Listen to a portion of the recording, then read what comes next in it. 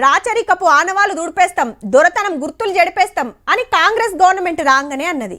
అంటే మా కేసీఆర్ గారు తెచ్చింది తీసేస్తారా? చల్ మేము అస్సలు ఊకోం, ఎట్లున్నది గట్లనే ఉండాలని గులాబీ పాటోళ్ళు గయ్యిన లేచిండ్రు ఎన్నో మాటల. ఈ లొల్లి నడుస్తుండగానే ఇయాలో పోస్టర్ పబ్లిక్లోకి వచ్చింది. అది మంచిగా చూసినాక మీకేమనిపిస్తుందో ఆలోచన వేసుకోర్రిగా.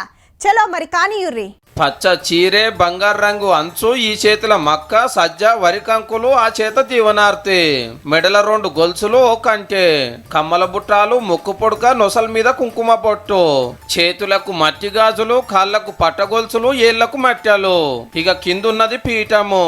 ఇవి అమరుల పిడికిళ్ళు, అందరం కలిసి ఉంటామని సాటింపు. మన ఊళ్ళ నడీడు మనిషి లెక్కనే ఉన్నది కదా. ఈ కాంచెలు ఈమెనే మన తెలంగాణ తల్లి. కాంగ్రెస్ గవర్నమెంట్ తయారు చేపించిన కొత్త రూపము. సచివాలయం ముంగట పెట్టేది, సోమవారం ఓపెన్ అయ్యేది ఇదే. చాలా సింపుల్ గా ఉన్నదిలే. తెలంగాణ తల్లి విగ్రహం అచ్చు తెలంగాణ సంస్కృతిని, తెలంగాణ కట్టుబాట్లని ప్రతిబింబించే విధంగా ఉంటుంది. ఇప్పుడున్న విగ్రహానికి పట్టు చీర, వడ్డానము, నగలు, నెక్లెస్లు, కిరీటాలు, ఈ చేతుల బతుకమ్మ, ఆ చేతుల మక్కలు, వరి కంకులు. తెలంగాణ ఉద్యమం టైంలా కేసీఆర్ సార్ తయారు చేపిస్తే రాష్ట్రం వచ్చినాక కూడా ఇదే ఉన్నది.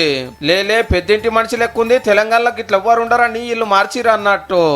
రేవంత్ రెడ్డి గారు ప్రతిష్ఠిస్తున్నది తెలంగాణ తల్లి లేకపోతే కాంగ్రెస్ తల్లి? అంటే మీరు ఆనాడు పెడితే అది తెలంగాణ తల్లి, మేము పెడితే కాంగ్రెస్ తల్లి. మీరు ఆనాడు టిఆర్ఎస్ తల్లిని పెట్టినారా? ఆనాడు మీరు పెట్టిన తల్లి తెలంగాణ తల్లి ఒక దొరసాన్ని కల్పించే విధంగా ఉండే. అంటే ప్రభుత్వాలను మారిన ప్రతిసారి లోగోలు మారాలి, ప్రభుత్వాలు మారిన ప్రతిసారి నెంబర్ ప్లేట్లు మారాలి, విగ్రహాలు మారాలి. బీఆర్ఎస్ గవర్నమెంట్ లో టీఎస్ నెంబర్ ప్లేట్ ఉంటే చెల్, తెలంగాణలో ఆడేటప్పుడు టీజీ ఉండే, అదే ఉండాలని మార్చిరు ఈనడమనే. సర్కార్ లోగో కూడా కొత్తది వస్తుందని అంటున్నారు. 10 ఏళ్ల తర్వాత తెలంగాణ రాష్ట్ర గీతం వచ్చింది. ఇప్పుడు ఈ తెలంగాణ తల్లి పోస్టల్ రన్ అయితే గిట్లుంది. సోమవారం విగ్రహం చూపించినాక మళ్ళా మాట్లాడుకుందాం.